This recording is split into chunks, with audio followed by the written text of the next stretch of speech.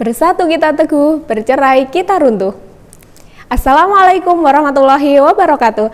Halo anak-anak, bertemu lagi dengan Bu Ella pada mata pelajaran PPKN. Nah, bagaimana kabar kalian hari ini? Alhamdulillah, semoga kita senantiasa diberikan kesehatan oleh Allah SWT. Amin ya rabbal alamin.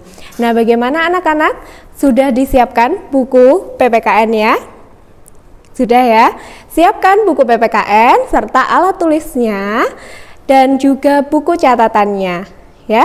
Hari ini kita akan belajar tentang persatuan dan kesatuan dalam berbangsa dan bernegara. Sudah siap? Ya, ayo kita mulai.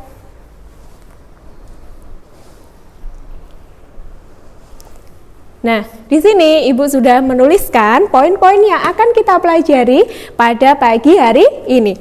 Persatuan dan kesatuan dalam kehidupan berbangsa dan bernegara. Silahkan dibuka halaman 107. Loh Bu, kenapa kita langsung membuka halaman 107? Padahal itu babnya di bab 4. Karena kita akan mengurutkan dari bab 1 kemarin. Kita sudah mempelajari tentang penerapan nilai-nilai Pancasila, kemudian kita akan mempelajari tentang persatuan dan kesatuan dalam kehidupan berbangsa dan bernegara ya. Nah, yang poin pertama yang akan kita pelajari adalah makna persatuan dan kesatuan. Ayo coba dilihat kata persatuan dan kesatuan. Kata persatuan dan kesatuan itu memiliki satu kata. Kata utamanya adalah satu, sama-sama satu, mendapatkan imbuhan per dan an, kemudian kalau kesatuan ke dan an ya. Berarti kalau satu artinya itu utuh, tidak terpecah, tidak terbelah ya. Artinya apa? Makna dari persatuan dan kesatuan berbangsa adalah bersatunya seluruh rakyat yang terdiri dari beragam budaya, suku bangsa, bahasa menjadi satu sebagai bangsa Indonesia. Nah Bu, kapan kesadaran tentang persatuan dan kesatuan itu tumbuh atau timbul? Kapan? Ada yang tahu?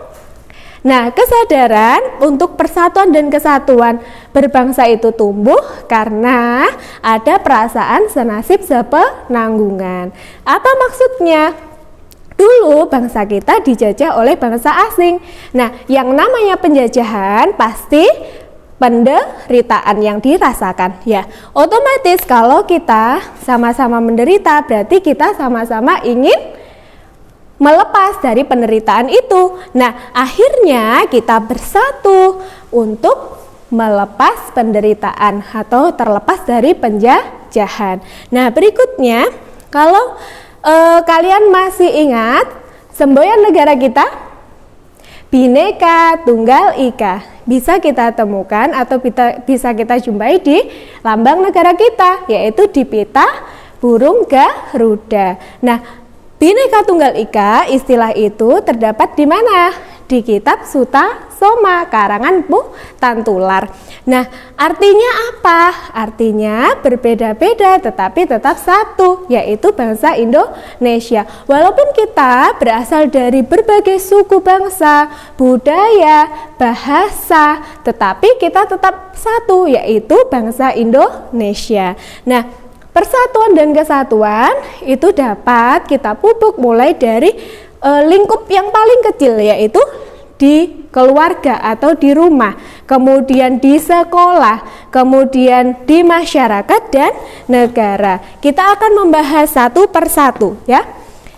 Untuk persatuan dan kesatuan di rumah, otomatis kalian ada perbedaan-perbedaan ya kan, entah kegemaran, entah hobinya apa, entah nanti warna kulitnya ya kan, ada kan yang satu keluarga, ada yang hitam, coklat maksudnya Bella, sawo matang, putih, tetapi perbedaan itu tidak membuat kita menjadi berselisih dengan keluarga. Ya, terus kemudian yang kedua, persatuan dan kesatuan di sekolah. Ini lingkupnya lebih besar lagi daripada di rumah. Kalau di sekolah kalian kita sama-sama beragama Islam, ya, sama-sama orang Muslim, tetapi tentu saja masih banyak perbedaan-perbedaan yang lain. Contohnya apa? Hobinya beda, kemudian apalagi? Rumahnya beda, tentu saja ya, masih banyak. Nah, kalau kita tidak menerapkan persatuan dan kesatuan atau kerukunan dengan teman, tentunya akan menyebabkan perselisihan. Yang ketiga, persatuan dan kesatuan di masyarakat. Ini lebih beragam lagi. Keragaman dalam lingkungan masyarakat bisa terjadi agamanya, kemudian apalagi budayanya, sukunya. Siapa tahu di tetangga kalian ada yang berbeda suku, entah itu suku Sunda atau ada yang mungkin perantau, itu orang Dayak atau orang Jawa, ya. Terus kemudian berikutnya contohnya apa? Contohnya apa persatuan dan kesatuan di masyarakat? Contohnya salah satunya adalah kita merayakan kemerdekaan Indonesia. Tentunya kita tidak membeda-bedakan, ya kan? Kalau misalkan ada lomba antar kampung atau antar desa, misalkan tarik tambang, itu kan tidak harus suku Jawa, harus suku Sunda, tidak seperti itu. Semuanya harus ikut merayakan. Paham ya sampai di sini? Kemudian yang keempat, persatuan dan kesatuan di negara. Maksudnya apa? Ini adalah pejabat-pejabat negara, presiden, wakil presiden, para menteri, semuanya bekerja sama untuk membuat rakyat Indonesia tentram, damai. Contohnya bagaimana? Seperti sekarang ini kita dilanda wabah corona. Nah, pemerintah otomatis dalam hal ini presiden, ya kan? Presiden dan juga menteri-menteri, apalagi menteri kesehatan ini bekerja sama, berdiskusi bagaimana caranya agar wabah ini tidak semakin meluas, terus kemudian terdampak bagi kita juga, ya kan? Kita sekolahnya jadi di rumah, tidak berkumpul dengan teman-teman. Nah, kita sudah membahas tentang kesatuan persatuan dan kesatuan di rumah, di sekolah dan di masyarakat serta di negara. Kemudian sikap apa yang perlu kita terapkan untuk menjaga persatuan dan kesatuan baik di rumah, sekolah, masyarakat dan di negara? Yang pertama adalah sikap peduli. Peduli terhadap sesama, berarti kita harus rukun, gotong royong, ya. Yang kedua adalah mementingkan kepentingan bersama di atas kepentingan pribadi.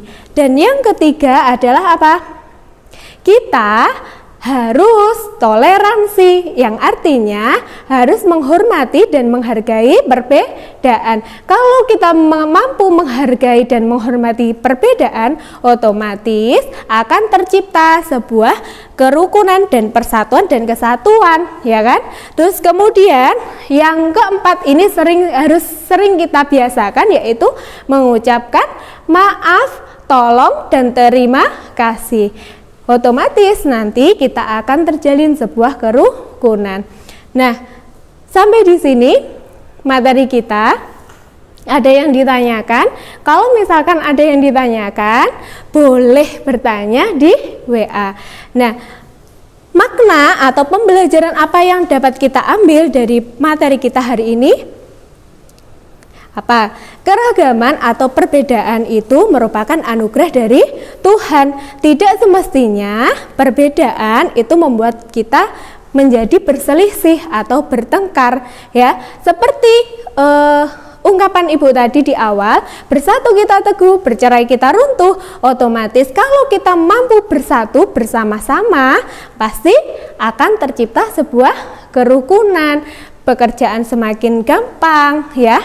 Terus kemudian untuk tugas kita adalah silahkan ditulis apa saja yang bisa, ya, yang bisa